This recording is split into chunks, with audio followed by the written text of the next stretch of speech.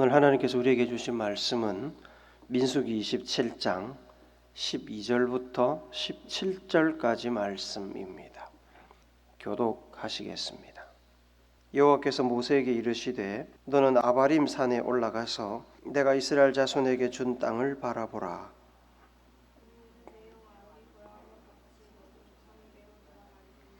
이는 신광야에서 회중이 분쟁할 때에 너희가 내 명령을 거역하고 그 물가에서 내 거룩함을 그들의 목전에 나타내지 아니하였음이라. 이 물은 신광야 가데스의 무리바 물이니라. 여호와 모든 육체의 생명의 하나님이시여, 원하건대 한 사람을 이 회중 위에 세워서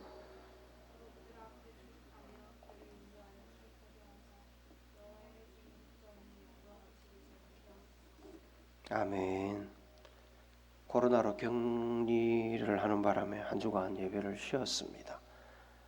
저는 코로나는 끝났는데 후유증이 아직 남아있어서 목소리 상태가 좀 듣기에 불편하시더라도 이해하시고 말씀에 집중해 주시기 바랍니다. 아주 최근은 아니지만 최근 한국 사회에서 중요한 화두로 떠오른 것 중에 웰다잉이라는 것이 있습니다. 네이버에 검색해 보시면 웰다잉은 인간으로서의 존엄성과 가치, 품위를 지키며 삶을 마무리하는 것, 또는 살아온 날을 아름답게 정리하는 평안한 삶의 마무리라고 그 의미를 설명합니다. 한국 사회가 웰다잉에 관심을 가지게 된 것은 시대적이고 또 사회적인 변화의 과정에서 자연스럽게 나타나는 현상입니다. 과거에 잘 먹고 잘 사는 것이 대부분 사람들의 인생의 목표일 때는 죽는 것에 관해서 관심을 가질 여유가 없었습니다. 그러나 적당히 먹고 살게 되니까 가치 있는 삶에 대해서 관심을 가지고 가치 있는 삶에 대해서 관심을 가지다 보니까 삶의 끝에 반드시 따라오게 되는 이 피할 수 없는 죽음의 문제에 관심을 가지게 되는 것입니다. 웰다잉을 위한 현실적인 고민은 은퇴 후에 길어진 이 노년을 어떻게 잘 보낼 것인가라는 고민으로 모아지는 것 같습니다. 여기에는 연금이나 통장 잔액과 같은 경제적인 문제와 보험과 연관된 건강의 문제가 필연적으로 따라옵니다. 누구도 가난하게 아픈 몸을 이끌고 장수하기를 바라는 사람은 없을 겁니다. 물론 경제와 건강의 문제만 해결된다고 이 웰다잉을 위한 준비가 끝나는 것은 결코 아닙니다. 잘 살기 위한 웰빙의 문제가 단지 경제와 건강 문제만으로 해결되지 않는 것처럼 웰다잉 역시 경제와 건강 문제 이상의 것이 필요합니다. 예로부터 사람들은 경제나 건강의 문제보다 더 절실하게 추구하던 것이 있었습니다. 그게 뭐냐면 가치입니다. 가치. 사람들은 삶의 가치를 찾기 위해 끊임없이 노력했습니다. 많은 이들이 경제나 건강의 문제가 해결되지 않아도 가치를 먼저 추구하기도 했고, 어떤 사람들은 경제나 건강을 희생해서라도 이 가치를 찾고자 합니다. 자신의 삶을 돌아보고 잘 살았다고 생각하려면 자신의 삶이 가치 있는 삶이었음을 느낄 수 있어야 합니다. 마찬가지로 잘 죽기 위해서는 자신의 죽음이 가치 있는 죽음이라고 느낄 수 있어야 됩니다. 한 사람의 죽음이 웰다잉이 되려면 이 두 가지가 함께 있어야 하고 연결되어야 합니다. 평생 열심히 살았는데 돌아보니까 헛살았더라고 생각이 된다면 죽음을 앞두고 어떻게 긍정적이고 행복한 마음을 가질 수가 있겠습니까? 삶을 돌이킬 수 없기 때문에 인생은 헛살았지만 죽음만이라도 가치를 부여하기 위해서 자신이 가진 모든 것을 투자하는 사람들도 있습니다. 내일 혹은 모레 혹은 다음 주에 죽음을 직면하게 된다면 여러분은 자기 삶에 대하여 어떻게 평가를 하시겠습니까? 웰다잉을 기대한다면 우리는 어떤 것을 준비해야 될까요? 오늘 성경에 나오는 이 모세만큼 파란만장한 삶을 산 사람도 어디 가서 찾기 쉽지 않을 것입니다. 모세는 애굽의 노예 계층이었던 히브리 사람의 아들로 태어났습니다. 애굽 왕이 히브리 사람들의 신생아를 다 죽이라는 정책을 펼치는 바람에 태어나자마자 죽을 위기에 처합니다. 아기를 숨기고 있던 부모는 감시가 심해지고 더 이상 숨길 수 없게 되자 아기를 바구니에 넣어서 나일강에 떠내려 보냅니다. 아기의 운명을 하늘에 맡긴 겁니다. 아기 모세를 실은 바구니가 한참을 떠내려가다가 애굽 공주의 눈에 띄었습니다. 불쌍하게 여긴 공주는 그 아기를 자기 아들로 입양했고 아기는 애굽의 왕자가 되었습니다. 아기를 돌볼 유모를 찾다가 얼마 전에 아기를 출산했지만 잃어버린 한 히브리 여인을 만나게 됩니다. 그 여인은 사실 아기의 친모였지요. 그렇게 모세는 애굽의 왕실에서 애굽의 공주와 친모의 돌봄을 받으면서 잘 성장했습니다. 모세는 자기가 히브리 사람인 것을 알고 있었고 자기 동족이 노예로 살고 있는 현실이 늘 마음에 아팠습니다. 그런 어느 날 히브리 사람을 괴롭히는 애굽 사람을 말리다가 그만 그 사람을 죽여버리는 실수를 저질렀습니다. 그것이 알려지면서 모세는 40년의 왕실 생활을 뒤로하고 미디안 광야로 도망을 갑니다. 미디안 광야에서 십보라라는 여인을 만났고 결혼해서 두 아이를 낳았습니다. 십보라의 아버지는 그 지역 토속 종교 제사장이었고 목축으로 생계를 유지하는 사람이었습니다. 모세는 장인의 양들을 돌보며 그곳에 정착했습니다. 양치기가 되었습니다. 애굽의 왕자였지만 이제 어느 구석에도 애굽 왕자의 흔적은 남아있지 않았습니다. 양들을 돌보는 굳은 살이 베인 손과 광야의 먼지로 뒤덮인 쉰 머리카락과 수염은 그를 영락없는 시골 촌부로 만들었습니다. 그렇게 80세가 되던 어느 날 히브리인들의 하나님 여호와께서 모세를 찾아오십니다. 애굽으로 돌아가서 노예 생활로 고통받고 있던 민족을 이끌고 조상 아브라함에게 약속한 가나안 땅으로 가라고 말씀하셨습니다. 자신의 처지와 형편을 너무나 잘 알고 있던 모세는 단번에 거절합니다. 그는 충분히 행복했습니다. 애굽은 한 번씩 기억나는 그리움의 대상이었지 찾아가서 왕실과 대립하며 민족을 데려 나올 곳은 아니었습니다. 그럴 마음도 그럴 능력도 없었고 애굽 왕이 허락할 리도 없었습니다. 하나님의 끈적인 설득에 결국 애굽으로 돌아간 모세는 처음에 히브리 사람들과 애굽 사람들 모두로부터 외면을 받았습니다. 하지만 하나님의 능력이 나타나면서 히브리 사람들에게는 구원자로 애굽 사람들에게는 반란자요 파괴자로 받아들여졌습니다. 모세로 인해 10가지 재앙이 애굽을 덮쳤고 애굽 왕은 결국 모세와 히브리 사람들이 애굽을 떠나는 것을 허락했습니다. 그렇게 일이 수월하게 끝나는 것 같았는데 그렇지 않았습니다. 하나님의 능력으로 홍해를 건넌 모세와 히브리 사람들이지만 온갖 불신앙으로 인해서 가나안 땅으로 바로 들어가지 못하고 40년을 광야에서 유리하게 되었습니다. 200만 명에 가까운 사람들과 40년을 광야에서 생활하는데 힘들고 어려운 사건들이 한두 가지였겠습니까? 먹을 양식과 물 문제부터 모세에게 대항하여 일어났던 반역 사건까지 온갖 사건이라는 사건은 다 일어났습니다. 오죽했으면 하나님께서 화가 나서 이 민족을 모두 죽여버리고 다시 시작하자고 모세에게 제안을 했겠습니까? 그렇게 힘겨운 광야 생활 40년을 모세는 인내로 견디며 자기 백성들을 요단강 넘어 여리고성이 보이는 아비림 산맥 주변까지 인도했습니다. 이제 요단강만 건너면 꿈에 그리던 가나안 땅에 도달하게 되는 겁니다.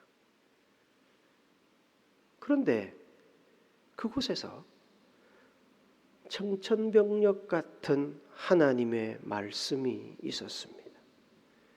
민수기 27장 12절 13절을 우리 세 번역으로 같이 읽어봅시다. 시작. 주님께서 모세에게 말씀하셨다.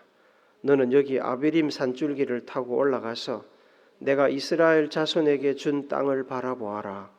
그 땅을 본 다음에는 너의 형 아론이 간 것 같이 너 또한 너의 조상에게로 돌아갈 것이다. 하나님께서 말씀하신 산을 정확하게 얘기하자면 아비림 산맥에 있는 느보산을 말합니다. 높이가 한 802m 정도 되는 느보산이 하나님께서 이야기하시는 산입니다. 같은 내용이 기록된 신명기서 32장 49절과 52절도 우리 한번 읽어봅시다. 시작. 너는 여리고 맞은편 모압 땅에 있는 아비림 산에 올라가 느보산에 이르러 내가 이스라엘 자손에게 기업으로 주는 가나안 땅을 바라보라. 내가 비록 내가 이스라엘 자손에게 주는 땅을 맞은편에서 바라보기는 하려니와 그리로 들어가지는 못하리라 하시니라. 양들같이 천방지 죽인 백성들을 이끌고 가나안 땅에 들어갈 것만 생각하며 무려 40년을 고생해서 견뎌왔는데 하나님께서 지금 모세에게 너의 인생은 여기까지야. 넌 가나안 땅에 못 들어가 라고 말씀하십니다. 20세 이상의 나이로 애굽을 떠나온 모든 사람들이 광야에서 다 죽었습니다. 아마도 모세의 아내 그리고 미디안에서 얻었던 모세의 자녀들도 다 죽었을 것입니다. 그래서 모세는 자신의 죽음도 멀지 않았음을 어느 정도 짐작은 했을 것입니다.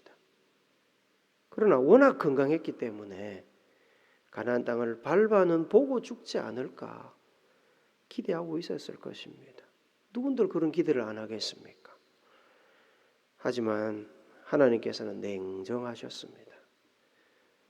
민수기 27장 14절 한 번 더 읽어봅시다.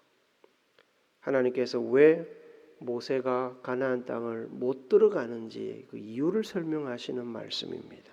같이 읽습니다. 시작. 이는 신광야에서 회중이 분쟁할 때에 너희가 내 명령을 거역하고 그 물가에서 내 거룩함을 그들의 목전에 나타내지 아니하였음이니라. 이 물은 신광야 가데스의 무리바 물이니라. 왼쪽 지도에 빨갛게 사각형이 쳐진 저곳이 가데스 또 가데스 바네아라고 부릅니다. 저곳에서 가나안 땅으로 바로 올라가면 한 달이면 올라가지 않을까요? 그러나 이스라엘 백성들이 그곳에 도달했을 때 물이 없었습니다.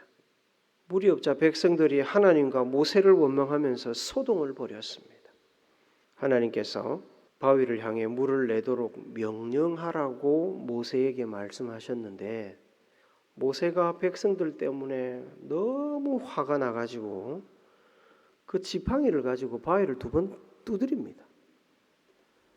상황이 다급했기 때문에 물을 주시기는 했지만 말씀에 순종하지 않은 모세를 하나님께서 기뻐하지는 않으셨습니다. 그 불순종의 결과로 모세는 가나안 땅 입성이 금지된 겁니다. 하나님으로부터 너 인생은 여기까지야. 사형 선고를 받았고 실제로 모세가 느보산에 올라가서 가나안 땅을 바라본 뒤에 죽기까지는 어느 정도의 시간이 걸렸습니다.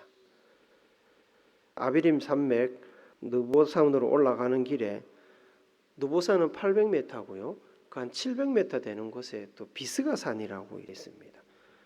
신명기 34장에 보시면 모세는 아브림 산맥 느보산으로 올라가는 길에 있는 비스가 산 꼭대기에서 가나안 땅을 본 이후 하나님의 말씀대로 그곳에서 죽었다고 기록됩니다. 누군가가 모세를 묻었습니다.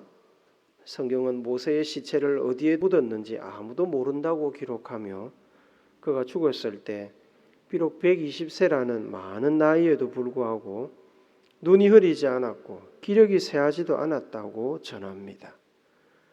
그의 죽음이 자연사가 아니라는 말이지요. 하나님께서 그의 인생을 거기서 마무리하신 겁니다. 40년을 왕궁에서 40년을 미디안 광야에서 그리고 40년을 이스라엘 백성들과 함께 광야길에서 보낸 모세의 파란만장한 인생이 끝이 났습니다. 모세는 어떻게 자신의 죽음을 받아들였을까요? 그는 well dying 했을까요? 그 인생을 인간적으로 보면 처음 40년 애굽 궁궐 생활은 말 그대로 웰빙이었을 겁니다. 부족한 것이 있었겠습니까? 그 이후 미디안 광야에서의 40년은 넉넉하지는 않았겠지만 목축을 하면서 그럭저럭 먹고 살았습니다. 결혼도 하고 아이도 낳아서 나름 행복하게 살았습니다. 그것도 웰빙이라고 할 수 있지요. 그러나 이스라엘 백성들을 이끌고 방황했던 그 40년 광야길은 결코 웰빙의 삶은 아니었습니다. 고생길이었습니다. 굶주리지는 않았지만 끊임없이 문제를 일으키는 백성들로 인해서 하루도 평안할 날이 없었습니다. 경제적으로 보면 처음 40년은 잘 살았고 그 다음 40년은 그럭저럭 살았고 마지막 40년은 집도 없이 방랑하는 나그네로 살았습니다. 그의 삶은 갈수록 경제적으로 어려워졌습니다. 그러나 경제적으로 나빠졌다고 해서 혹은 40년을 사모하며 달려온 꿈에 그리던 가나안 땅에 들어가지 못했다고 해서 그의 삶이 불행했을까요? 그가 불행하게 죽었을까요? 웰다잉에 실패했을까요? 그렇게 말할 수는 없습니다. 그렇게 말한다면 예수님이 제일 불쌍한 사람이고 제자들도 다 불행하게 죽었다고 말해야 됩니다. 서두에서 말씀드린 대로 웰다잉을 하려면 삶의 가치와 죽음의 가치를 이야기하지 않을 수 없습니다. 경제적인 문제, 건강의 문제가 웰다잉을 위한 중요한 요소인 것은 틀림이 없습니다만 결정적인 요소는 아닙니다. 웰다잉의 가장 결정적인 요소는 지나간 삶의 가치 그리고 그 삶의 가치에 연결된 죽음의 가치입니다. 삶의 가치와 죽음의 가치는 경제적인 요소, 건강의 요소보다 비교할 수 없을 만큼 훨씬 중요합니다. 예수님과 제자들의 경우처럼 다른 것 다 없어도 삶의 가치와 죽음의 가치를 긍정적으로 찾을 수 있다면 우리는 웰다잉 할 수 있습니다. 모세는 자신의 인생이 여기까지라는 하나님의 말씀을 듣고 나서 과거 애굽으로 돌아가라는 명령을 들었을 때와는 다른 반응을 보입니다.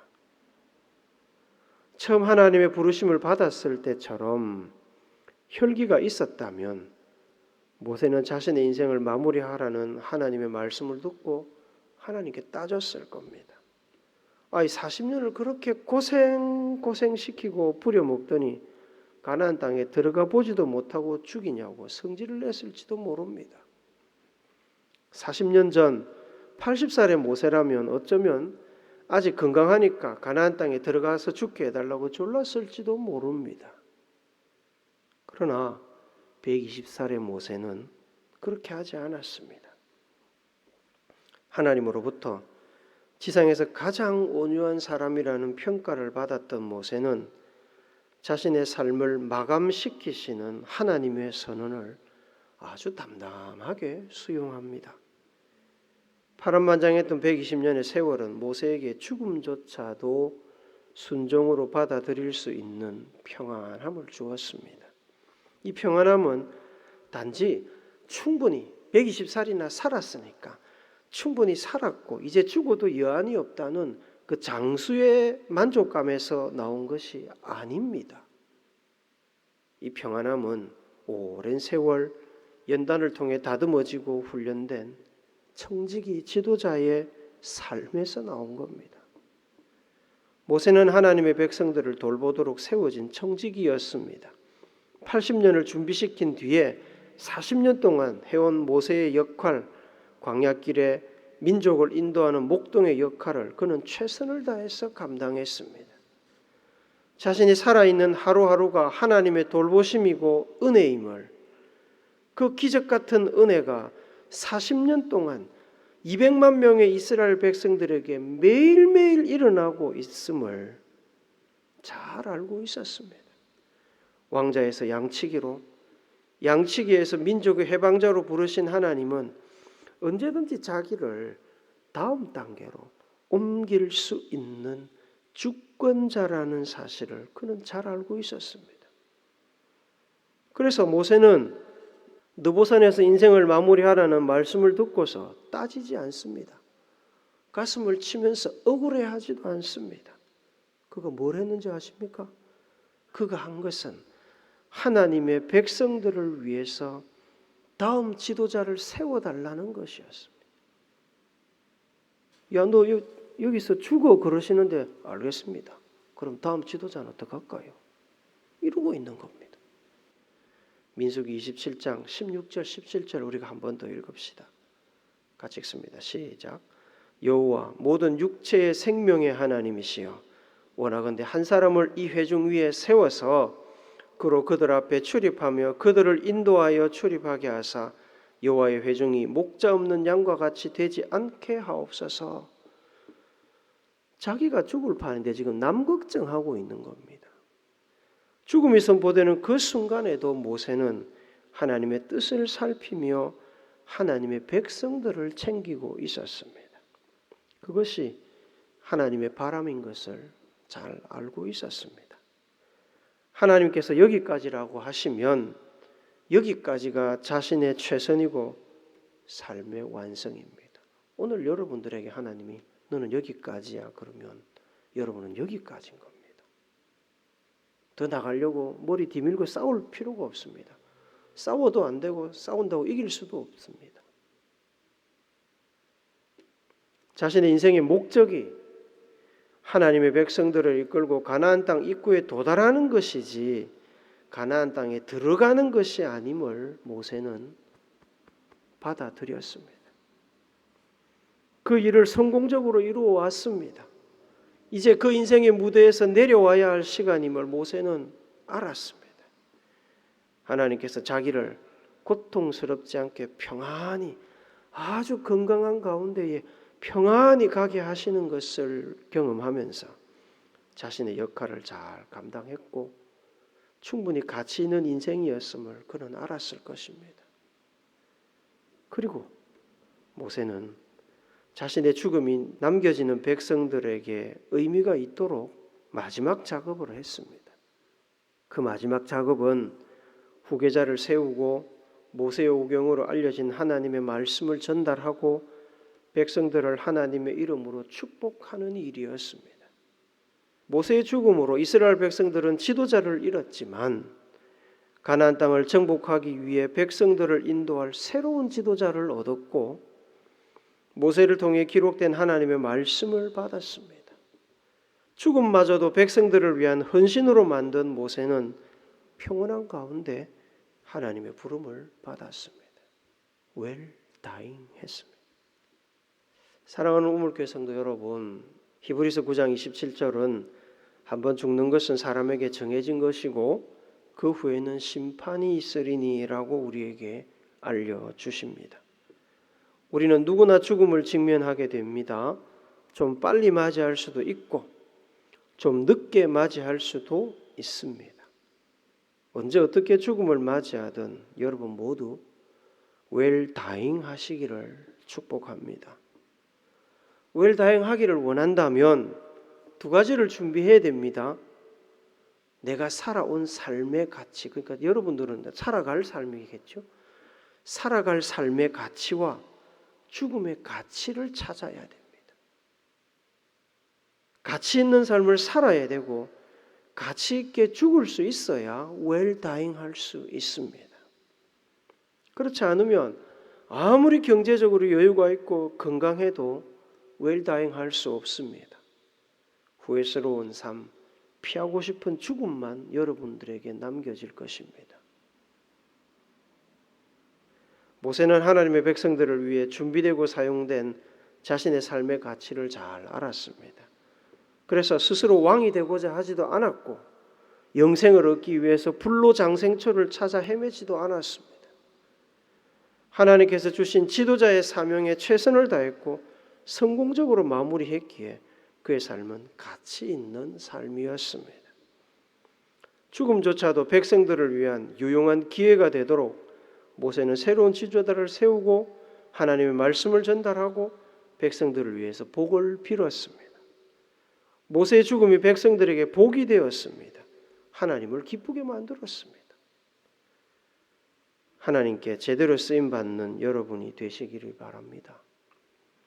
훗날 여러분들의 죽음조차 여러분의 가정과 교회와 지역사회를 위해서 쓰임받는 복된 사건이 되기를 바랍니다.